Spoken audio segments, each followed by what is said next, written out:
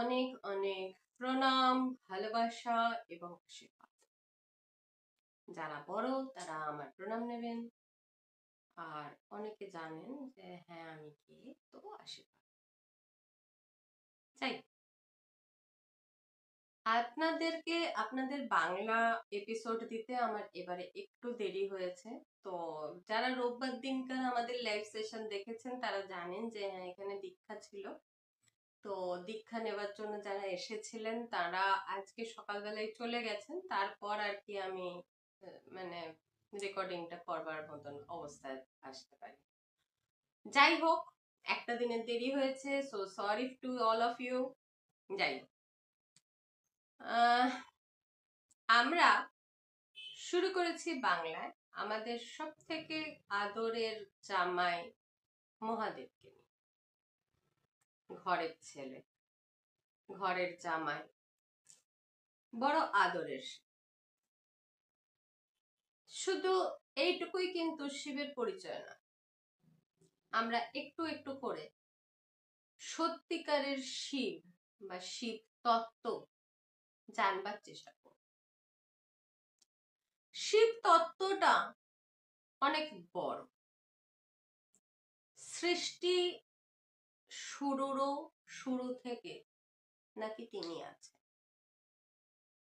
সৃষ্টি যখন থেকে লেখা হয়েছে তারও আগে যখন শ্রুতিকাল ছিল, তো সর্বপ্রথম যিনি ভাষ্য বা যিনি প্রথম ব্যাস, তিনি হচ্ছেন সদাশিব। মানব সভ্যতা ধর্ম সম্বন্ধে, সংস্কৃতি সম্বন্ধে বা জাগতিক যা কিছু জ্ঞান, ক্রিয়া, ভক্তি যা কিছু শিখেছেন, সবকিছু শিখিয়েছেন সেই সদাশিব। কখনো পার্বতীর মাধ্যমে, কখনো নারায়ণের মাধ্যমে, কখনো এমনকি রাবণের মাধ্যমে।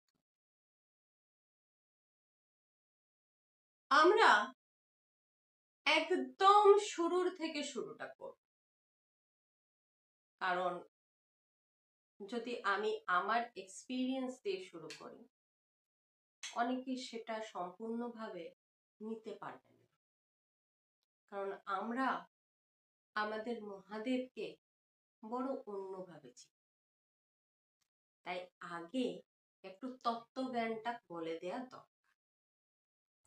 মোটামুটি মহাদেবকে দুভাবে পুজো করা হয়।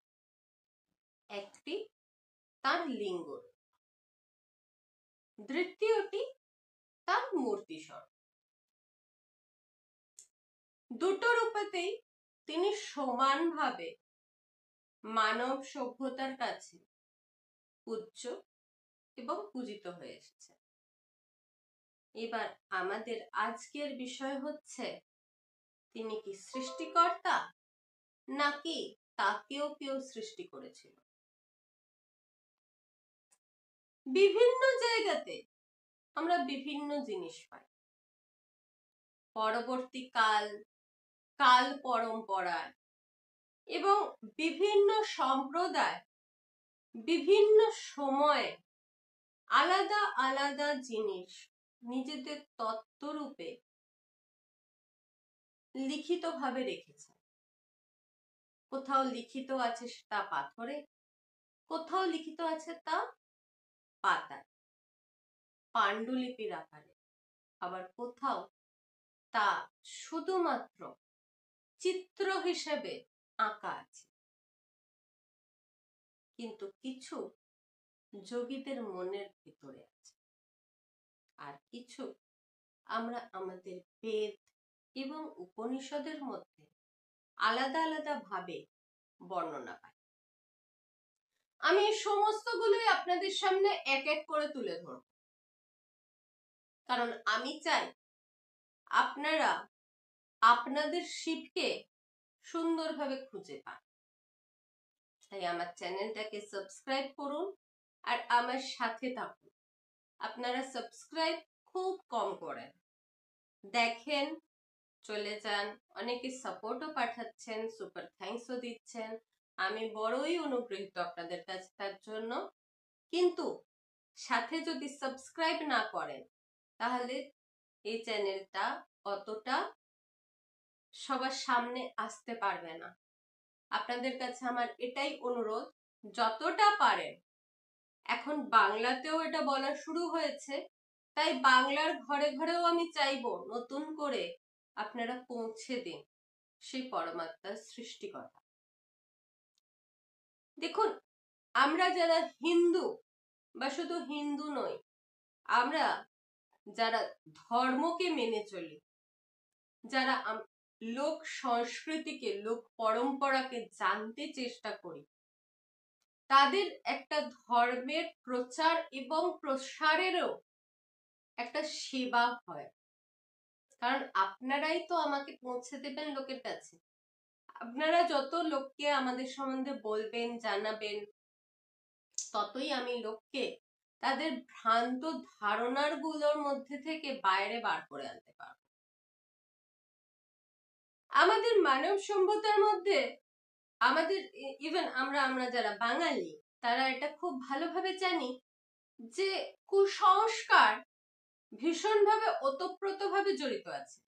কিন্তু সনাতন ধর্ম আসলে বড্ড বেশি সাইন্টিফিক, ভীষণভাবে। এখানে যেখানে তুলসীর আচরণ বলা হচ্ছে, সেখানে সে তুলসী আচরণ বা তুলসীর যে নিয়মাবলী দেওয়া হয়েছে, তার পিছনেও একটা সাইন্টিফিক কারণ আছে, সেন্স আছে, বিজ্ঞান আছে। কোনো কিছুতে আপনি যদি লজিক খোঁজবার চেষ্টা করেন, একমাত্র সনাতন সভ্যতাই এমন একটি সভ্যতা যা আপনাকে লজিক্যাল এক্সপ্লেনেশন দিতে পারবে প্রত্যেকটি বিবরণের পেছনে। আপনি যদি তার্কিক হন, তো অদ্বৈত আপনাকে জানিয়ে দিতে পারবে তর্কের মাধ্যমে যে সম্পূর্ণ সত্য কাকে বলে। সম্পূর্ণ সত্য, কারণ দেখুন, সত্য একটাই হয়। সত্যর আলাদা আলাদা রূপ থাকতে পারে, আলাদা আলাদা রূপে আপনি তাকে জানতে পারেন, কিন্তু সত্য এক এবং অভিন্ন। তার দ্বিতীয় কোনো রূপ কিন্তু থাকবে না, তাহলে সে সত্য হবে না। যদি পরম্পরাগতভাবে আপনি সত্যকে ধরতে চান, তাহলে আপনাকে সর্বপ্রথম সে সত্যটা খুঁজে দেখবার যে মনের যে চাহিদাটা, সেটা আগে অর্জন করতে হবে। কারণ শিব বলছেন যে প্রতিটি এই তত্ত্ব একমাত্র তাকেই দিও পার্বতী যে এই তত্ত্বজ্ঞান পাবার সঠিক অধিকার, এবং তিনি সেই অধিকারের একটা ডেফিনেশন লিখে দিয়েছেন। একমাত্র শিবই তিনি যিনি গুরু কে হবেন সেটা লিখে গেছেন, লিখিয়েছেন, শ্রুতি আকারে বলেছেন। মানব সভ্যতাকে সেই জ্ঞানটা উনি দিয়েছিলেন যে হ্যাঁ, গুরু কে হতে পারে, এমনকি মহিলা গুরুর কি লক্ষণ, পুরুষ গুরুর কি লক্ষণ, গুরু ক প্রকার, সেটা জানতে গেলেও আপনাকে শিবকে জানতে হবে। কারণ সর্বপ্রধান আদি গুরু, গুরুর গুরু একমাত্র সেই মহান।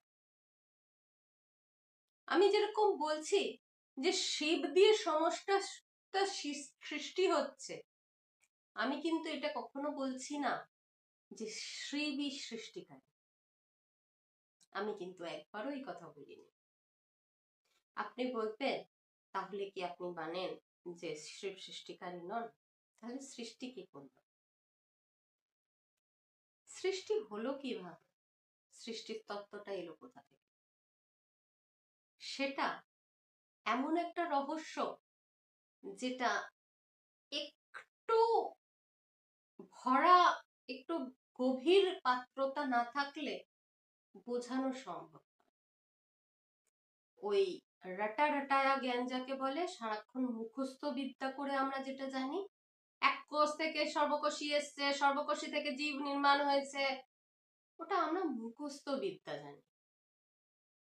কিন্তু ধ্যানের সাহায্যে, ধ্যানের গভীরতায় শিব স্বয়ং আবার প্রতিটি জীবকে, যে উৎসুক জীব, যে সেই জায়গাটা পর্যন্ত পৌঁছাতে পেরেছে, তাকে হাত ধরিয়ে এই সৃষ্টির রহস্যটা বোঝান।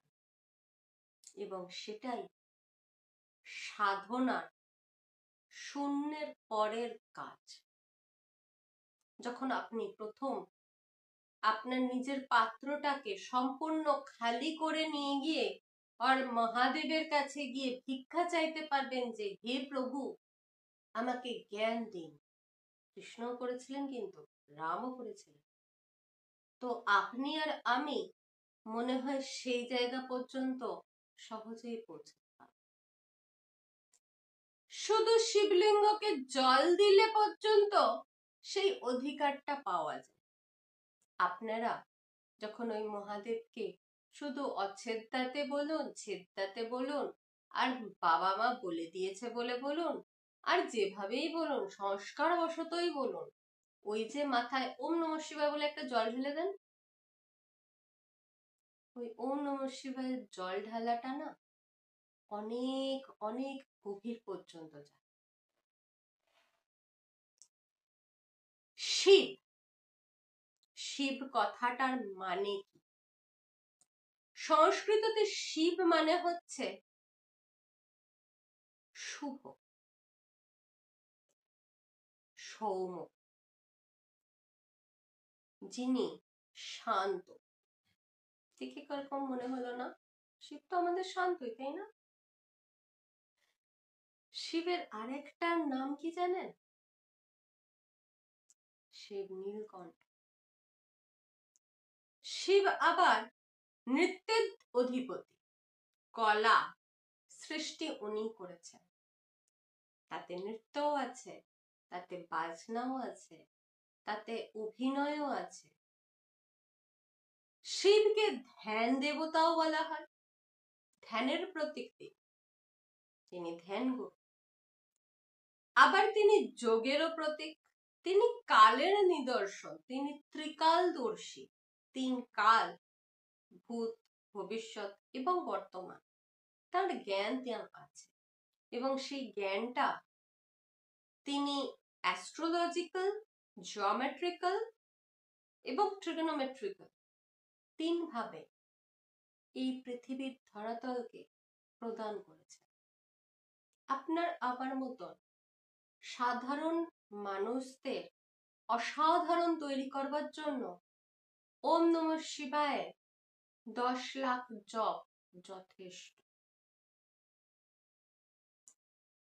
কিন্তু এই শিব, শিব কথাটা ছোট হলেও উচ্চারণ করবার সময় বা যখন আমি মালা দিই, ওম নমঃ শিবায়টা শিবয়, শিবায় আলাদা আলাদা উচ্চারণেতে চলে আসে। সেটা কিন্তু সেই নাদ, প্রধান নাদ পর্যন্ত পৌঁছে উঠতে পারে না। প্রথম নাদ সৃষ্টি হয় শিবের একটি গলার আওয়াজ থেকে। শ্রুতি এমনটাই বলে। যতগুলো সম্প্রদায় আমরা দেখি, তার মধ্যে সব থেকে বড় সম্প্রদায় যেটা, সেটাকে শৈবাজিম বলা হয় বা শিবজিম। আপনি তাকে যেভাবে খুশি উচ্চারণ করুন। যারা শিবের ভক্ত, যারা শিব তন্ত্রকে জানে, শিব তত্ত্বকে বোঝে, শিবের জ্ঞানকে দেখে, শিব এবং সতীর মধ্যে যারা দ্বৈতবাদের বদলে অদ্বৈতবাদ দেখে, তারা সবাই শৈব। আমরা জানি মোটামুটি যদি ব্রড সেন্সে আমাদের সনাতন ধর্মকে ভক্ত নির্বিশেষে ভাগ করা হয়, তাহলে শৈব ভক্ত মানে শিব ভক্ত, তন্ত্র ভক্ত বা দেবী ভক্ত এবং বৈষ্ণব ভক্ত।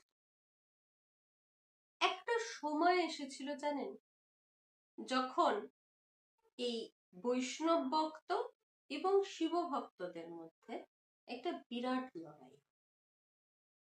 কারণ সবাই বলে, মানে দুই সেক্টি বলে, এ বলে আমার দেবতা বড়, আমার ইষ্ট বড়, আর আরেকজন বলে যে আমার ইষ্টই তো সমস্ত কিছু সৃষ্টিকারী জন, যার কোনো পিতা নেই সে হচ্ছে শিব, যার কোনো বংশ নেই সে হচ্ছে শিব। পার্বতীকে বিয়ে করবার সময় শিবকে জিজ্ঞাসা করা হয়েছিল, বাবা তোমার বাবার নাম কি? তার বাবার নাম কি? এবং সেখানে শিব নিজের বংশ পরম্পরা দিয়ে বলতে গিয়ে ঘুরে ফিরে আবার এসে দাঁড়িয়েছিলেন শিব। তো সেই জন্য এটা আপনারা সিরিয়ালেতে এত বেশি দেখে নিয়েছেন, ওই জন্য ওটাকে আর আমি ডিসক্রাইব করছি না। আমরা সেই জিনিসগুলো নিয়ে এখানে কথা বলবো যেগুলো আপনারা শাস্ত্রসমূহেতে এখনো পর্যন্ত দেখেননি বা জানেন, যেটা আপনারা বাংলার ঘরে ঘরে শিব শিব শিব শিব করেন, সেটা নিয়ে কথা বলবার ওই খিসাপিটা জিনিসটা না বাদিতে থাক না। এবারে শৈব সম্প্রদায়ের প্রধান দেবতা হচ্ছেন মহাদেব বা সদাশিব। এবার অনেকে বলে এগুলো হচ্ছে ফিলোসফিক্যাল থট স্কুলস, মানে এক একজন ঋষি এক এক সময় এক একটা কথা নিজের মতন করে লিখে গেছেন, বা নিজের মতন করে তার যে শিষ্য সম্প্রদায় আছে, যা আমরা যেটাকে গুরু পরম্পরা বলি, সেই গুরু পরম্পরাগত ভাবে শিখিয়ে গেছেন। কেউ বলেছেন শিব হচ্ছেন প্রথম সৃষ্টিকারী, কেউ বলেছেন না, আমরা যাকে শিব হিসাবে চিনি তার উপরে বসে আছেন সদাশিব। এবং এরম ভাবে নাকি 5টা শিব দেখা যায়, কারণ শিবের 5টা মুখ আছে এবং সেই 5টি মুখ দিয়ে তিনি 5টি তত্ত্বজ্ঞান একই সাথে এই মানব সভ্যতাকে প্রদান করেছে। শিবকে প্রথম যে তার যা উপাধি সেটা হচ্ছে তিনি নাকি ধ্বংসকারী। কারণ বিষ্ণু হচ্ছেন পালনকর্তা, ব্রহ্মা হচ্ছেন সৃষ্টিকারী এবং শিব সেই জন্য ধ্বংসকারী বা ধ্বংসের দেবতা। ঋগ্বেদ প্রথম যে 4জন দেবতার কথা বলে তার মধ্যে কিন্তু আমরা শিবকে পাই না। সেখানে কিন্তু যে প্রথম স্তুতিগুলো আছে ঋগ্বেদে, প্রথম 3-4টে যা আছে, সেখানে আমরা ইন্দ্র, মিত্র, বরুণ এবং অগ্নিকে পাই। তারপরে কিছুটা পরে আমরা 2-একটা চ্যাপ্টার পরেই কিন্তু আরেকটা নাম পাই, রুদ্র, যাকে অগ্নির আরেকটি রূপ বলা হচ্ছে। আমরা যদি বলি যে ঋগ্বেদ একজন ঋষি দ্বারা রচিত, তা কিন্তু নয়। ঋগ্বেদের প্রত্যেকটি শ্রুতি হয়তো আলাদা আলাদা ঋষি পরম্পরাগত ভাবে লিখিত এবং শ্রুতি হিসেবে জ্ঞাত। কারণ যে অবস্থায় আমরা বেদকে পেয়েছি সম্পূর্ণভাবে সেইভাবেই ওটা লেখা ছিল কি লেখা ছিল না, সেটা এখনো পর্যন্ত, আজ পর্যন্ত এভিডেন্সিয়াল ট্রুথ আমরা এখনো পাইনি। এখনো পর্যন্ত ভাষার তারতম্য, মানে যে হিসাবে ওটা লেখা, সেই কার্বন ডেটিং এ যতটা জানা গেছে, তাইতে এটাই ধরা হয়েছে যে বেদটি বা ঋগ্বেদও এমনকি আলাদা আলাদা সময় আলাদা আলাদা লোক মারফত, মানে ঋষি মারফত, লোক মারফত হিসাবে ঋষি মারফত ওটা লিখিত হয়েছে। যাই হোক, সংহারের দেবতা, প্রলয়ের দেবতা, আবার স্মার্ত সম্প্রদায় বা সমার্থ সম্প্রদায়ের মধ্যে যে ঈশ্বরের প্রধান 5টি রূপ আমরা পাই, গণেশ, শিব, সূর্য, বিষ্ণু এবং দুর্গা, সে সম্প্রদায় সেটি করছে। পরম শাস্ত্র যেটা, বা সনাতন ধর্মের মূল রূপ যেটা অদ্বৈত, অদ্বৈতে মহাদেবকে বলা হচ্ছে তিনি সেই পরম পুরুষ যিনি কার্য, কারণ এবং কর্মের হোতা। আবার তিনি কালের নির্দেশে ধ্বংস করে আবার সৃষ্টির জন্য এই ভূমণ্ডলকে তৈরি করে। শুধু এই পৃথিবী নয়, ভূমণ্ডল, ভূমণ্ডলে কতগুলো যে পৃথিবী আছে, এখনো পর্যন্ত আমরা 32টা সোলার সিস্টেমের খবর পেয়েছি।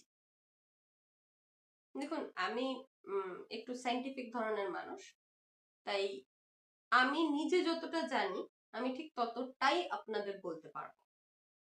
এর বাইরে যদি কোনো কিছু ইমাজিন করবার হয় সেটা আপনারা করতে স্বতন্ত্র তো নিশ্চয়ই, কিন্তু আমি ইমাজিনটা করতে পারি না। আমি যতটা দেখেছি ঠিক ততটাই আপনাদের বলতে পারবো।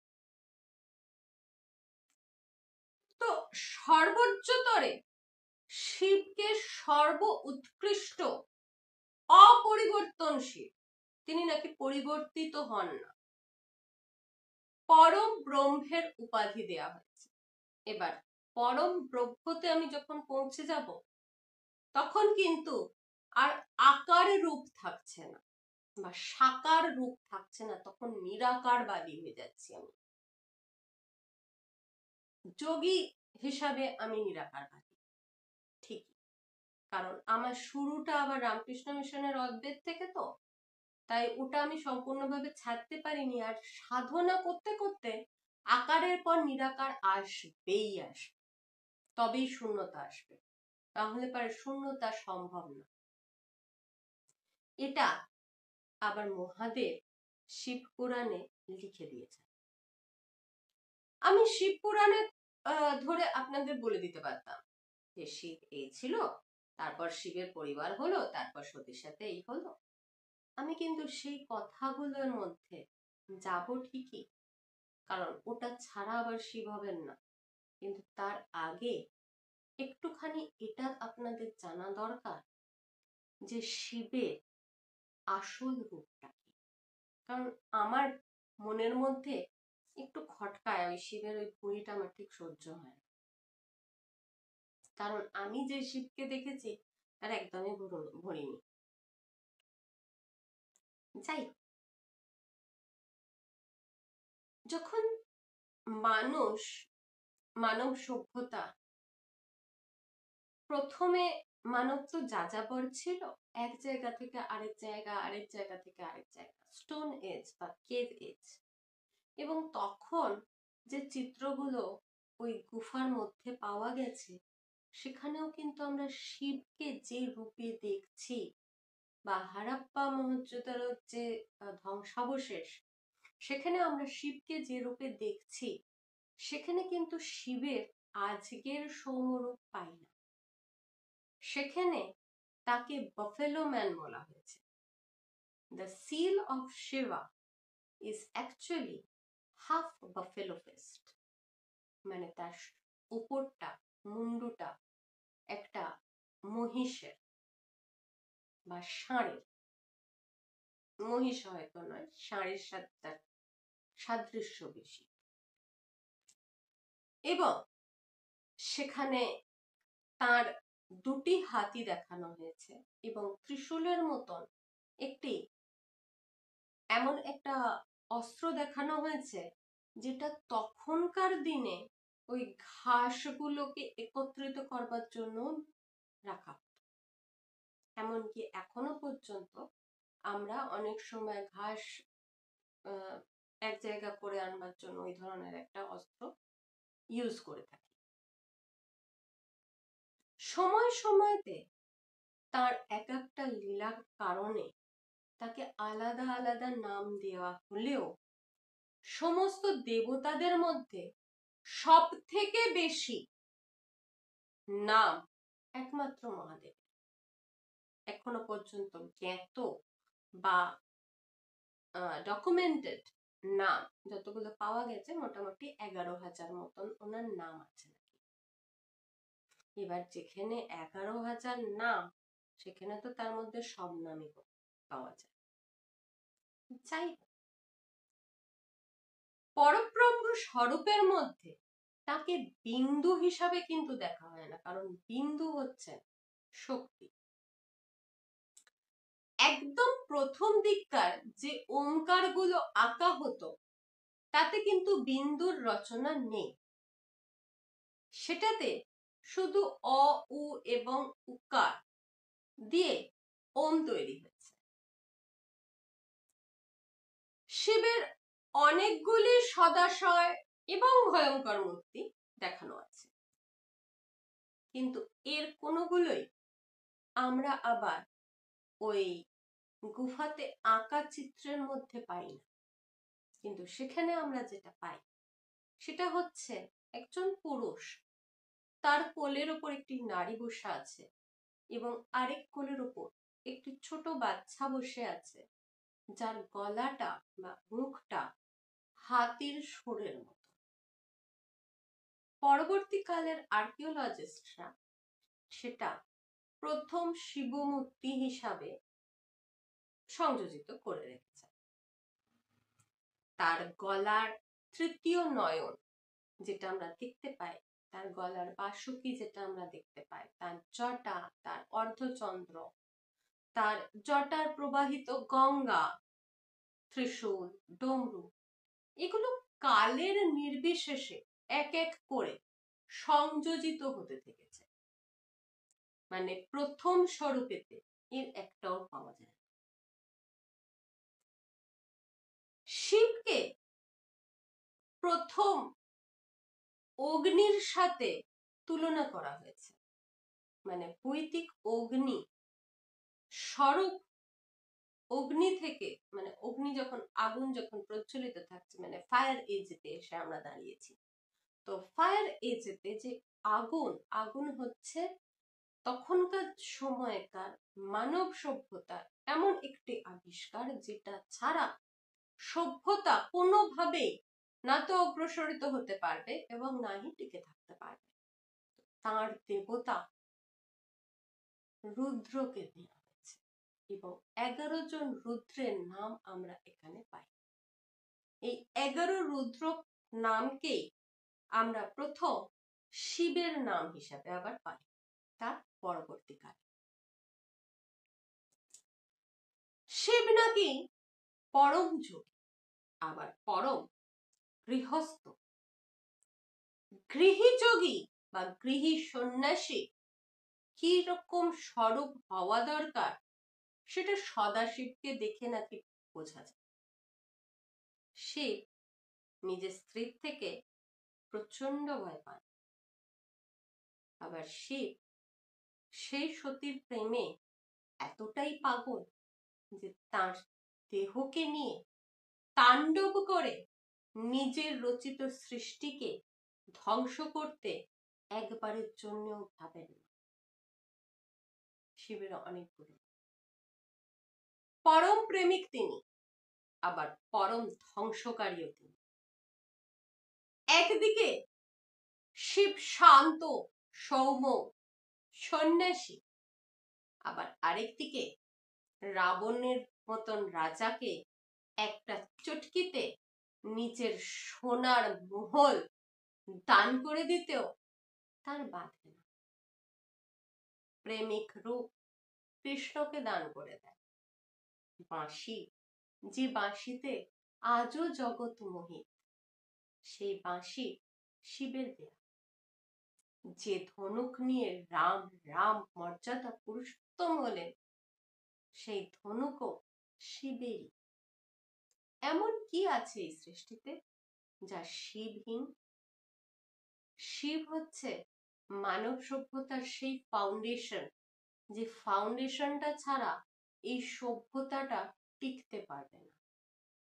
শিব শুধু একটি নাম নয়, শিব একটি ধারণাও নয়, শিব আমাদের জীবন শৈলী। সেজন্য আমরা শিবকে বাংলাতে একদম জামাই করে রেখে নিয়েছি, খুব ভালো কথা। তার সাথে সাথে শিবের তার্কিক এবং মার্মিক রূপটাও জানা বড্ড বেশি দরকার, কারণ শিব যখন ভয়ঙ্কর তখন তিনি রুদ্র।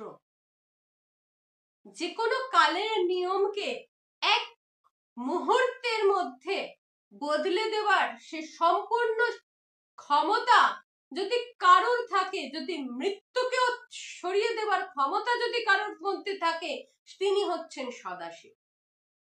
তার যে ভক্ত, তার অকাল মৃত্যুর ভয় থাকে না। তার শক্তি এত যে তিনি 3টে পোড়কে একসাথে নিজের আঙুলের ওপর উঠিয়ে নিতে পারেন। তিনি কি মানব না দেবতা? অনেকবার অনেক জায়গায় শিবের জন্ম হলেও তার মৃত্যুর কোনো টিকা আমরা খুঁজে পাই না, কিন্তু আমরা শিবকে অনেক আলাদা আলাদা রূপে অনেক কালে অনেক জায়গায় অবতর্তিত হতে দেখি। সে রামকে দর্শন করবার জন্য যোগী হিসেবেই আসুন, কৃষ্ণকে দেখবার জন্য মা যশোদার সাথে ছল কি করুন, বা কৃষ্ণকে যখন দীক্ষা দিচ্ছেন তখন তার গুরু হিসেবে সামনে এসেই দাঁড়ান। শিবের নামের যে দয়ালু এবং মহৎ স্বরূপ বা মহৎ মুহূর্ত বা শিব নামে যে মাধুর্য, সেটা নাকি তার ওই সুন্দর হাসিটাতে আটকানো। ভাবুন তো একবার, ওই জটাজাল বিস্তৃতভাবে চোখের সামনে যদি এসে দাঁড়ায়, আর ওই জটার জালের মাঝখান থেকে প্রত্যেকটি জটার মাঝ থেকে অগ্নির উৎপত্তি চলছে, ভয়ঙ্কর রুদ্র হিসাবে আপনার ধ্যানের মধ্যে যদি প্রকট হয়ে দাঁড়িয়ে বলেন, বল তোর কি চাই, সে সাধক কাঁপবে না হাত জোর করে সেই শিবের সামনে দাঁড়িয়ে তাকে বলবে, বাবা সৌম্য হও, তোমার এই তাণ্ডব রূপ আমার সহ্য হবে না, সম্বর সম্বর এই মূর্ছনা তব। শিবের কোমল দিকটা সবাইকার বড় প্রিয়, কিন্তু শিবের রুদ্র রূপ ছাড়া এই সৃষ্টির মধ্যে বেঁচে থাকা কোনো জীবের পক্ষে সম্ভব নয়। প্রতি পদে ভয়ঙ্করতা এই সৃষ্টির সাথে সাথে লিখিত আছে। শিব কি একটা দরজা জানেন, যে দরজাটা না খুলে দিলে কোনো কিছু জানা যাবে না। শিব দেখতে গেলে সেই দরজা, জ্ঞানের সেই মূর্ছনা, যেটা বাইরে থেকে তো শোনা যাচ্ছে কিন্তু আমি ভেতরে ঢুকতে পারছি না। ঢুকবো কি করে? কারণ মহাদেব মাঝখানে দাঁড়িয়ে আছে। আপনি জ্ঞান ধারায় বিশ্বাসী হন, আপনি ভক্তি ধারায় বিশ্বাসী হন, বা আপনি কর্মযোগে আসুন, সমস্ত কিছু শুরু এবং শেষ দুটোই ওই মহাদেবের। আমি কিন্তু পরম বৈষ্ণববাদীর মধ্যেও বলছি, তার কারণ বৈষ্ণববাদ বা হরিবংশ সম্প্রদায় আসবার আগের যে বৈষ্ণববাদ, তার সাথে শৈববাদের কখনো কোনো ধরনের কোনো দ্ব্যর্থতা, কোনো দৈত্যগিরি কখনো দেখা যায়। হরিবংশ সম্প্রদায় বা বল্লভাচার্যের আসার আগে পর্যন্ত বৈষ্ণবরা শৈবদের সাথে এত সুন্দরভাবে, এত সমানভাবে থেকেছেন যার কোনো তুলনা পাওয়া যায় না। তার কারণ শিব এবং বিষ্ণু কোনো শাস্ত্রতে আলাদা নন, আলাদা আলাদা রূপে তারা আলাদা আলাদা কাজ এবং কর্ম করেছেন। ঠিক কথা, মানে কাজকর্ম করেছেন বা তাদের আলাদা আলাদা আমরা লীলা দেখতে পাই, ঠিক কথা। কিন্তু একজন আরেকজনকার জন্য যে পরিমাণ সম্মান রেখেছেন,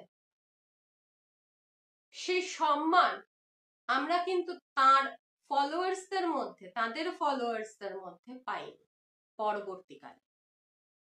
তার অনেক ধরনের কারণও আছে, সেই কারণগুলো আমরা এক একবার করে অ্যানালাইসিস করাটা আজকের দিনে ভীষণভাবে জরুরি। না হলে আমরা পুরোনো দিনের যে ভুলটা হয়ে আছে সেটা শোধরাতে পারবো না। সত্য, রজ এবং তম এই তিনটি গুণেরই অধিকারী একমাত্র শিব। কারণ শুধু সত্যের অধিকারী ব্রহ্মা, রজগুণের অধিকারী বিষ্ণু, কিন্তু সত্য, রজ এবং তম এই তিনটি গুণই যদি কারোর মধ্যে বর্তমান থাকে তো সেটা মহাদেব। মহাদেবের বাহন যিনি নন্দী, তিনি নিজে কিন্তু কোটি কোটি শিব মন্ত্র জপ করে তবে ওই বাহনের উপাধিটি পেয়েছেন, কারণ তার অকাল মৃত্যু লেখা ছিল।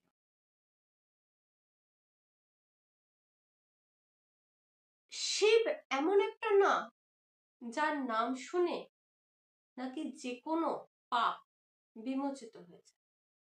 শিব শুধু সম্প্রদায় নয়, তিনি চরিত্র, তিনি জীবন, তিনি সর্বদোষ রহিত, সেই সুপ্রিম এনার্জি, যে এনার্জিকে শুধুমাত্র আমরা যদি ফিল পর্যন্ত করতে পারি তাহলে আমাদের পুরো জীবনটি সার্থক হয়ে যায়। শিবের সহস্র নাম, আমাদের সময় শেষ হয়ে আসছে, আমি আপনাদের কয়েকটা টিপস দিয়ে দেব। শিব সহস্র নাম যদি কেউ রোজ পাঠ করতে পারেন, তার কোনো ধরনের আর্থিক বা মনস্তাত্ত্বিক দুর্দশার মধ্যে, যদি প্রচন্ডভাবে মনস্তাত্ত্বিক এবং আর্থিক দুর্দশার মধ্যে থাকেন, তো শিব সহস্র নাম করুন। তাহলে পারে দেখবেন ওই সহস্র দিনের মধ্যে আপনি যদি 100 দিন যদি আপনি শিব সহস্র নাম করেন, তাহলে পারে আপনি তার মধ্যেই ওটার থেকে বেরিয়ে আসবেন। আপনার যদি আর্থিক অবস্থা বড্ড বেশি খারাপ হয়ে গিয়ে থাকে, শিবের বাড়ি গিয়ে, মানে যে কোনো শিব মন্দিরে গিয়ে, যেখানে শিব নিজের পরিবার সমেত আছে, সেই রকম শিবালয়তে গিয়ে আপনি যদি রোজ মহাদেবের মাথায় অল্প একটু চাল, মানে 5টি কণা চাল দিয়ে আপনি শিবের মাথায় জল ঢালতে পারেন, তাহলে 40 দিনের মাথায় আপনার আর্থিক সঙ্গতি ফিরে আসবে। যদি আপনার মনে হয় কেউ আপনাকে পিছন থেকে কোনো ধরনের মারণ বা তন্ত্র প্রক্রিয়া করেছে, তাহলে শিবের বাড়িতে গিয়ে, মানে কোনো শিবালয়ে গিয়ে, আপনার বাড়িতে শিব আছেন তাতে হবে না, কিন্তু কোনো শিবের মন্দিরেতে গিয়ে রোজ সন্ধেকালে একটা করে সর্ষের তেলের প্রদীপ জেলে দিয়ে আসুন। আপনার কোনো শত্রু আপনার কোনো কিছু করে উঠতে পারবে না। আজকে আমি আপনাদের এই পর্যন্ত ছেড়ে যাচ্ছি। এর পরের বার আমরা এমন একটি সম্প্রদায় নিয়ে আমাদের জার্নি শুরু করব, যে সম্প্রদায়কে আমরা চিনি, জানি, কিন্তু সম্পূর্ণভাবে বুঝি না, এটি প্রায় লুপ্তপ্রায়, কিন্তু তারাই হচ্ছে এই শৈবতন্ত্রের ধারক, বাহক এবং জ্ঞাত। তাই তাদেরকে জানাটা ভীষণভাবে জরুরি। আপনাদের কাছে নিয়ে আসবো কাশ্মীরি শৈবজম, যেটা কাশ্মীরিয়াত শৈবজম বা তার্কিক নামে বেশিভাবে প্রচলিত। আজকে আপনাদের কাছে আমি এই পর্যন্তই রেখে বিদায় নিচ্ছি। দেখা হবে আপনাদের সাথে আবার পরবর্তী সোমবারে। আমাকে সাপোর্ট করুন, সুপার থ্যাঙ্কস দিন, এবং প্লিজ প্লিজ প্লিজ সাবস্ক্রাইব করুন। আপনারা যদি সাবস্ক্রাইব না করেন তাহলে আমার চ্যানেলটা কি করে চলবে বলুন, আর আমি বা আপনাদের কাছে কি করে এত সুন্দর সুন্দর জিনিস নিয়ে আসতে পারবো। চলো আমরা সবাই একবার ওম নমঃ শিবায় বলে দিই।